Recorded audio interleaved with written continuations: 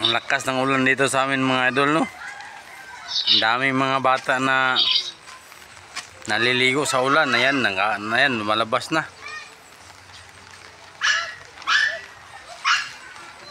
Wow, grabe, dami mga bata na naliligo sa ulan mga idol. Kasi pakiramdam nila nasa hibin yung isip nila pag umuulan mga idol.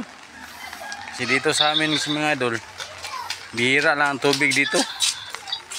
Sa isang araw, 2 bisis lang siya maagas mga idol, no? Yung 5:30 ng umaga hanggang alas 6.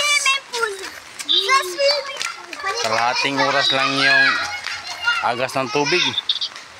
At saka sa hapon naman,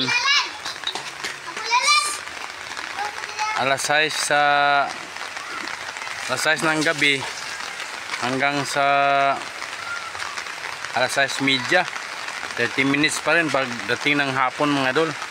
Kaya kung umuulan, napaka-enjoy na yung mga bata basta't umuulan mga idol, no? Yung isip nila parang nasa heaven na. Ayan na ang dami mga bata doon. Kagaya dito sa akin mga idol, 2 drum yung punduhan ko ng tubig. Kasi kinakailangan ko to kapag maglalaba, kailangan na magpundo ako ng tubig. Kasi ito, kagaya nito, yung 2 drum, puno to.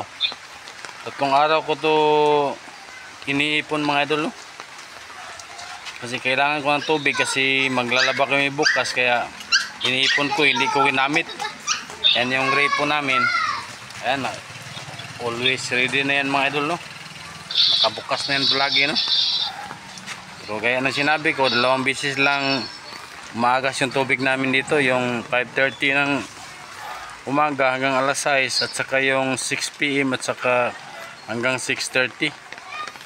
Kaya ganun na lang mga idol, yung mga bata kapag umuulan dito sa amin, ang saya-saya nila, no?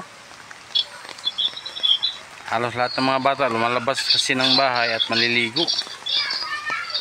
Ito mga idol, starting pa lang ng ulan, hindi pa masyadong malakas, no?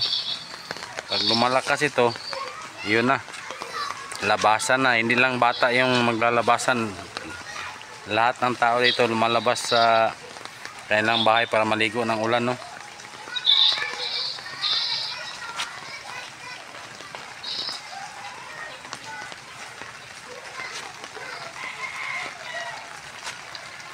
So,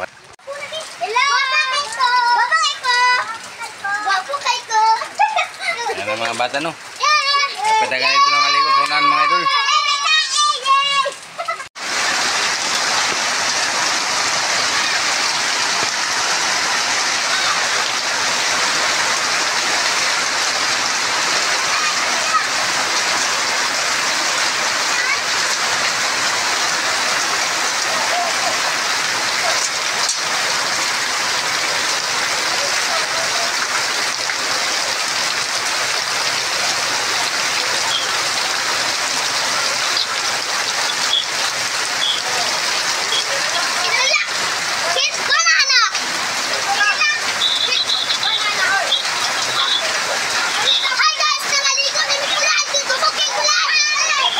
Oy!